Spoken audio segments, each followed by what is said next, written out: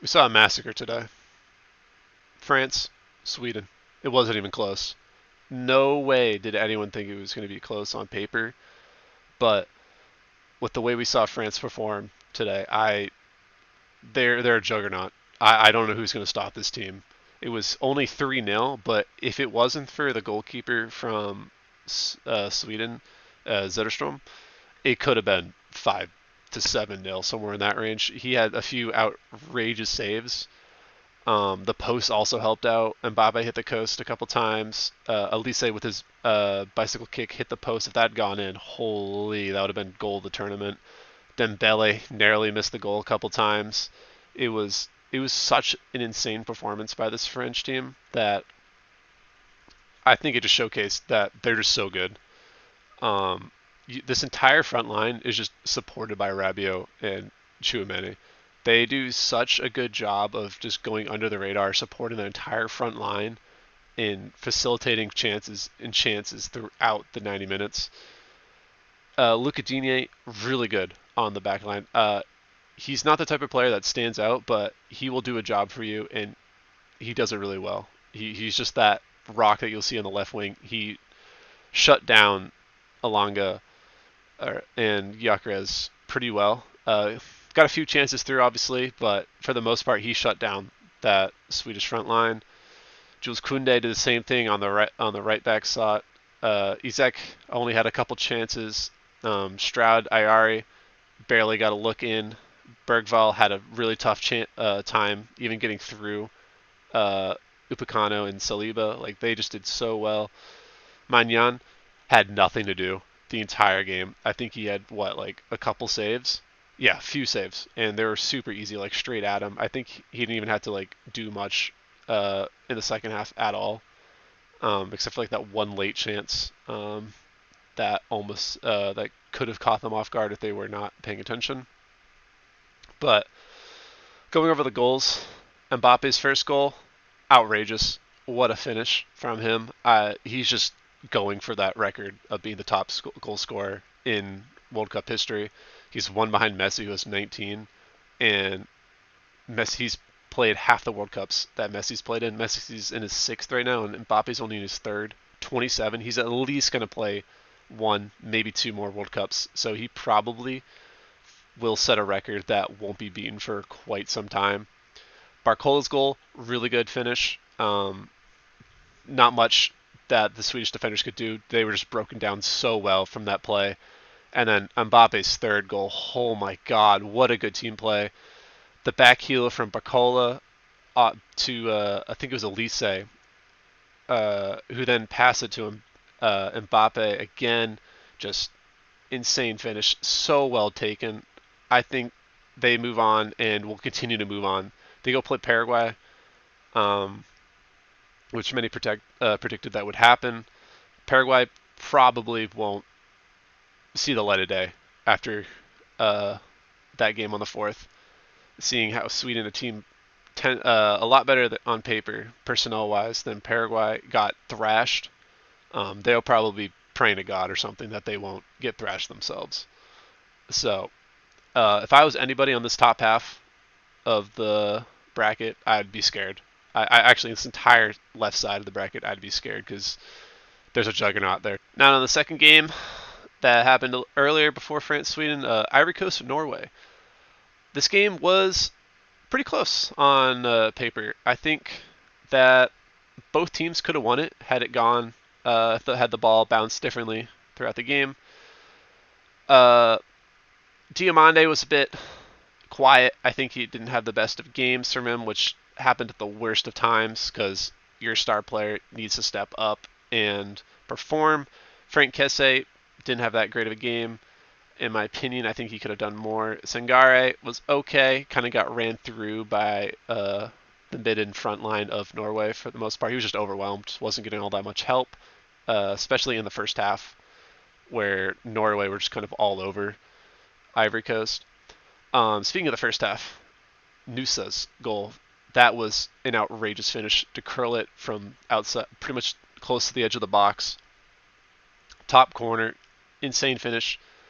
Uh, Somebody who I did not think would pop up in a game like this. I thought they would have tried to move all their goals towards Holland, and since Holland wasn't really firing all that much in the first half, he was kind of going under their radar. Seeing Nusa step up, a young player, take his chance and score a really good goal like that is pretty good. Will do world of confidence for Norway that shows that they don't have to rely on Holland and that they can get goals in other places. And then the second half was a lot more Ivory Coast. Um, they like as the momentum graph shows, they were pushing and pushing more to get something out of the game. They grew more into the game, and Norway kind of started faltering a little bit. I don't know if it was because of the heat, because it was fucking hot as shit. It was like 93, 95 when by the second half, and it showed.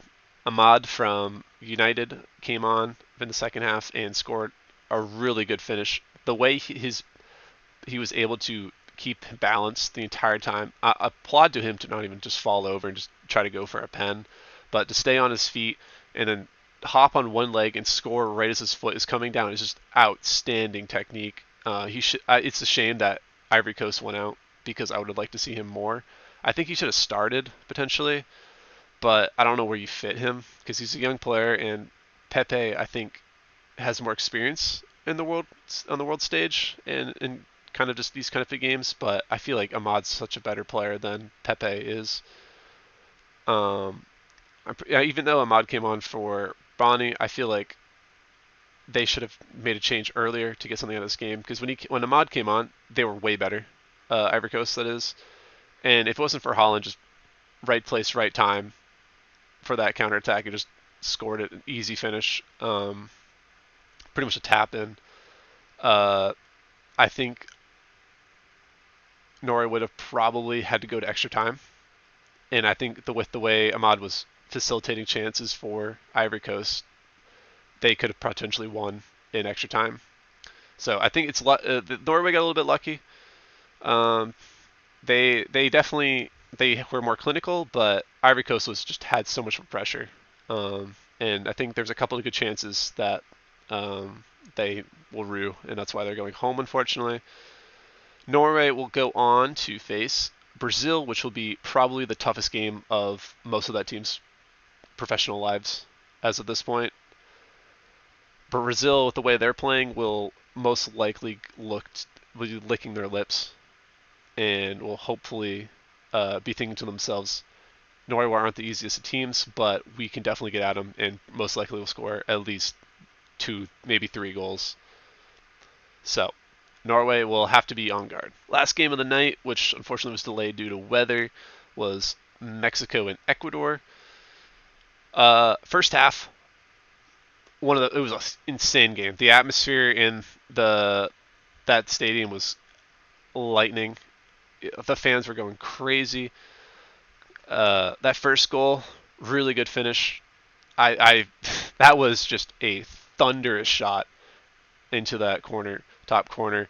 I think Quinones was absolutely electric this game.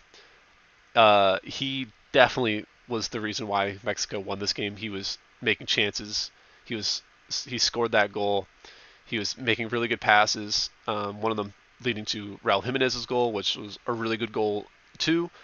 Really good passion seen from this Mexican team, which I think will help propel them to go pretty far in this tournament. For Ecuador, I think they just were deer in the headlights. I don't think they were ready to come play from the way it looked from the first minute of the game all the way to the full time whistle. They just were way out of their depth, which I think is a shame because I think Ecuador do have a good team. They are relying on Ener Valencia still, who is 36, and he didn't do all that much. 10 touches, most of them on the halfway line. Did he get a shot? I don't think he got a shot at all. It doesn't tell. I can't remember if he did or not, but it was pretty much just like Caicedo trying to keep the world up for the most part.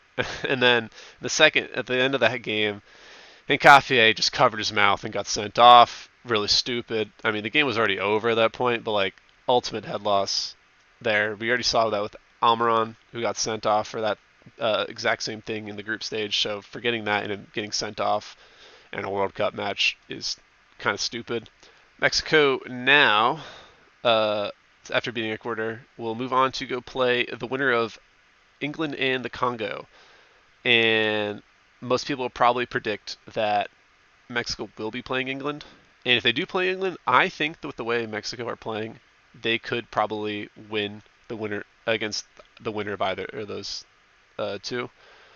I think Mexico have a chance to make it into the semifinals, or not the semifinals, the quarterfinals. Sorry, and it would be I think it would be historic for Mexico to make it into the quarterfinals for them. Um, if they keep winning like this, I think there's a belief for the Mexican team to make a deep run. So, World Cup. I've it's getting crazy. It's getting crazy, and hopefully it continues to be crazy. But our predictions for today: 3 for 3. We were 3 for 3. So it means we just yesterday was a fluke. Yesterday was a fluke. Okay.